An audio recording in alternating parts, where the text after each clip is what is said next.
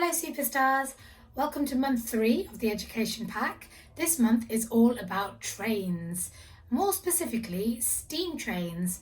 So to start with, pause this video and just talk a little bit with your adult about what you already know about steam trains.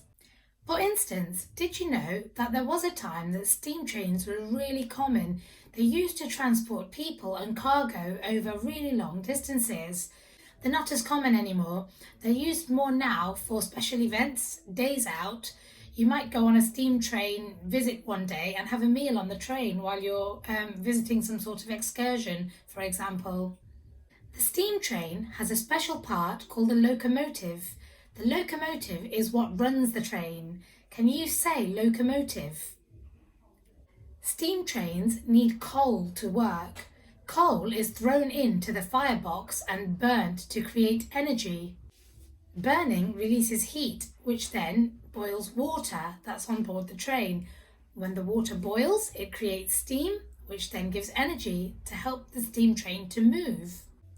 So the coal essentially is the fuel that fuels the steam train, a bit like petrol fuels cars in the modern day world. The smoke from the burning coal goes out of the steam train from something called a smokestack.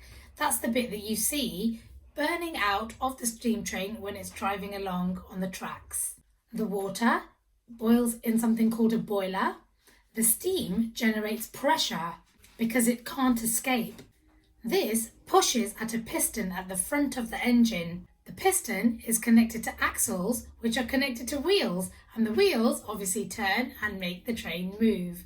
In a nutshell, that is how a steam engine works. So let's think about a kettle.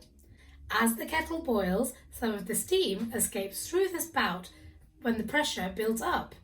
Now we say that the state of the water changes as it heats up.